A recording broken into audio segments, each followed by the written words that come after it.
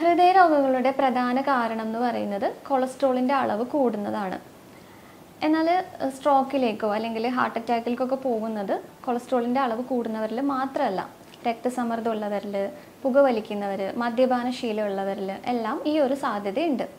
ശരിയായ ഭക്ഷണ രീതി തന്നെ കൊണ്ടുവന്നാൽ നമ്മളുടെ ഒരുവിധ എല്ലാ പ്രശ്നങ്ങൾക്കും, ജീവിതശൈലി രോഗങ്ങൾക്കും എല്ലാം പരിഹാരമാവും. കൊളസ്ട്രോൾ ഹൈ ആയിട്ടുള്ളവർക്ക് അവരുടെ ഡയറ്റിൽ എന്തെല്ലാം മാറ്റങ്ങളാണ് വരുത്തേണ്ടത്, എന്തൊക്കെയാണ് ഒഴിവാക്കേണ്ടത്, ഇതിനെക്കുറിച്ചൊക്കെയാണ് ഇന്നിവിടെ ഡിസ്കസ് ചെയ്യുന്നത്. ഞാൻ doctor Nasneem Saleem, senior consultant, doctor Basil Somiya hospital, Pandikkad, Malappuram district.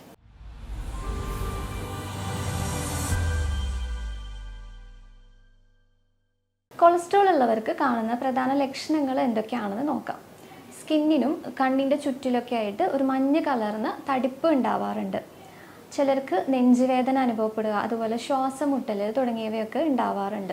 ആദ്യഘട്ടത്തിലൊക്കെ കൈകാലുകളിലെ വേദന, മരവിപ്പ്, തളർച്ചയും ക്ഷീണവും ഒക്കെ ഉണ്ടാവും. ഇത് മറ്റു പല കണ്ടീഷൻസിലും ഉണ്ടെങ്കിൽ കൂടി കൊളസ്ട്രോൾ ഉള്ളവർക്കും ഇത് കണ്ടുവരാറുണ്ട്. അതുപോലെ തന്നെ ബ്ലഡ് സർക്കുലേഷനെ എഫക്റ്റ് ചെയ്യുന്നത് കൊണ്ട് തലവേദന, തലചുറ്റൽ തുടങ്ങിയ ബുദ്ധിമുട്ടുകളും ഉണ്ടാവാറുണ്ട്. ഭക്ഷണ രീതിയിൽ ശരിയായ മാറ്റങ്ങൾ കൊണ്ടുവന്നാൽ തന്നെ ഒരുവിധം ജീവിത ശൈലി പ്രശ്നങ്ങളൊക്കെ നമുക്ക് പരിഹരിക്കാൻ സാധിക്കും. കൊളസ്ട്രോൾ കൂടിയവർ കൊഴുപ്പ് കുറഞ്ഞ ഭക്ഷണങ്ങളാണ് ഡയറ്റിൽ ഉൾപ്പെടുത്തേണ്ടത്. നട്ട്സിൽ നിങ്ങൾക്ക് വാൾനട്ട്, ബദാം, ആൽമണ്ടൊക്കെ ഉപയോഗിക്കാവുന്നതാണ്. അതുപോലെ അവക്കാഡോ ഒരെണ്ണം വീതം ദിവസവും എടുക്കുന്നത് നല്ലതാണ്. ഗ്രീൻ ടീ, അതുപോലെ സീഡ്സിൽ ഫ്ലാക്സ് സീഡ്, ചിയാ സീഡൊക്കെ ഒരുപാട് ഫൈബർ കണ്ടൻറ്റ് അടങ്ങിയിട്ടുള്ളതാണ്.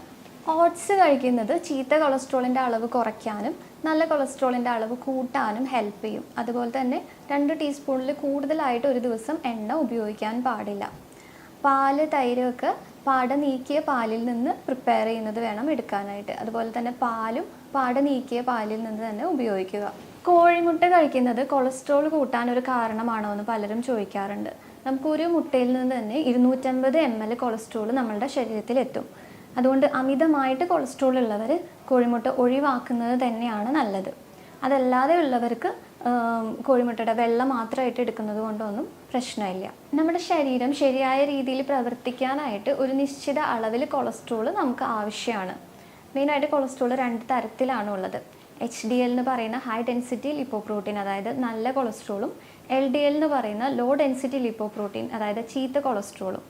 ഇതിൽ HDL നല്ല കൊളസ്ട്രോളിന് നിങ്ങളുടെ ശരീരത്തിലുള്ള കൊഴുപ്പിനെ വരെ ഇല്ലാതാക്കാനുള്ള കഴിവുകളുണ്ട്. അതുകൊണ്ട് എപ്പോഴും HDL കൂട്ടുന്ന നല്ല കൊളസ്ട്രോൾ ഉണ്ടാക്കുന്ന ഭക്ഷണമാണ് നമ്മൾ നമ്മുടെ ഡയറ്റിൽ ഇൻക്ലൂഡ് ചെയ്യേണ്ടത്. ഡാർക്ക് ചോക്ലേറ്റിൽ ഒരുപാട് ആൻറ്റി ഓക്സിഡൻ്റ് അടങ്ങിയിട്ടുണ്ട്. ഇത് കൊളസ്ട്രോൾ ലെവൽ കുറയ്ക്കാനായിട്ട് സഹായിക്കും. അതുപോലെ ചീര എന്ന് പറയുന്നത് vitamin B, magnesium, vitamin E ഒക്കെ റിച്ച് ആയിട്ടുള്ളതാണ്. ഇതും കൊളസ്ട്രോൾ ലെവൽ റെഡ്യൂസ് ചെയ്യാനായിട്ട് ഹെൽപ്പ് ചെയ്യുന്ന ഒരു കാര്യമാണ്.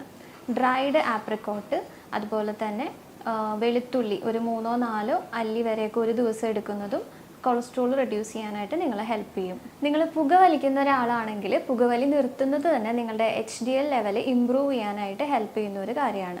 ഭക്ഷണ രീതിയിലുള്ള തെറ്റുകളാണ് ഇതുപോലെയുള്ള ജീവിതശൈലി രോഗങ്ങൾക്കൊക്കെ പ്രധാന കാരണമായിട്ട് വരുന്നത്. അപ്പോൾ നിങ്ങൾ ശരിയായിട്ടുള്ള ഭക്ഷണ രീതി ഫോളോ ചെയ്യുകയാണ്, ലൈഫ് സ്റ്റൈലിലൊക്കെ ചേഞ്ചസ് വരുത്തുകയാണെന്നുണ്ടെങ്കിൽ ഇതുപോലുള്ള ആരോഗ്യ പ്രശ്നങ്ങളിൽ നിന്നൊക്കെ നിങ്ങൾക്ക് പരിഹാരം കണ്ടെത്താവുന്നതാണ്. ഇതുമായി ബന്ധപ്പെട്ട എന്തെങ്കിലും സംശയങ്ങൾ ഉണ്ടെങ്കിൽ താഴെ കാണുന്ന നമ്പറിൽ കോൺടാക്റ്റ് ചെയ്യാവുന്നതാണ്. ഹോസ്പിറ്റലിൽ വരാൻ ബുദ്ധിമുട്ടുള്ളവർക്ക് ഓൺലൈൻ കൺസൾട്ടേഷനും അവൈലബിൾ ആണ്.